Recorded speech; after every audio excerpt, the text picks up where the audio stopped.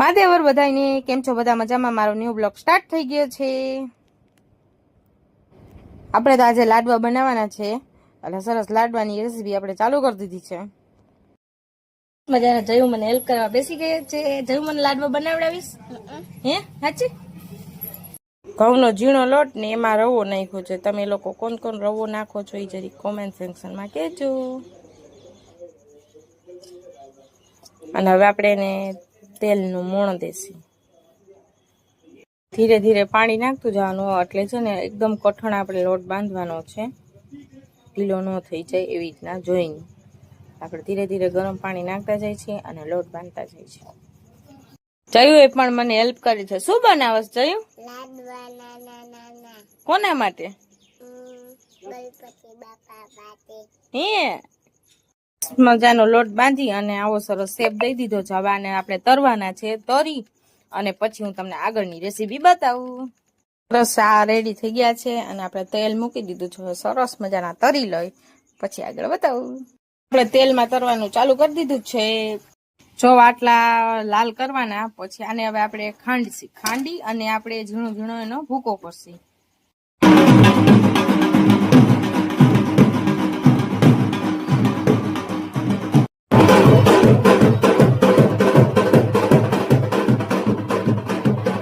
અમારા શેરીમાં મસ્ત ગણપતિ આવી ગયા અને આપણે ગણપતિની પૂજા ઘરે ચાલુ કરી દીધી, કેમ કે આજે આપણે પૂજા તો કરવી જ પડે, એટલે સરસ પૂજા આપણે સ્ટાર્ટ કરી દીધી. जलम समर्पयामि जलम समर्पयामि नमो नमः मुखनाचमनीयं समर्पयामि सर्वांगे स्नानं समर्पयामि स्नानान्द्रणाचमनीयं बौद्धं समर्पयामि अदा व्रतक मन्त्रेण पञ्चामृत स्नानं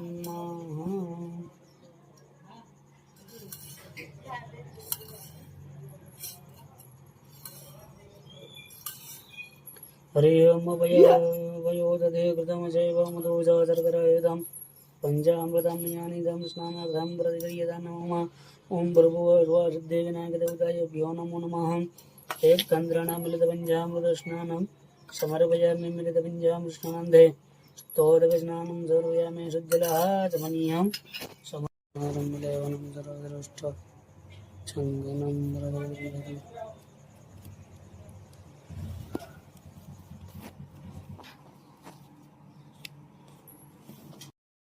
હા, તો બધાને ખબર છે કે આજે શું છે, એટલે આપણે સરસ બધા લાડવા બનાવીએ. આપણે લાડવા બનાવી લીધા. લાડવા બનાવીને આપણે મસ્ત મજાનું છે ને રેડી થઈને બેઠા હતા શાંતિથી. લાડવા આપણે લઈ અને ભગવાનના ધરી દીધા.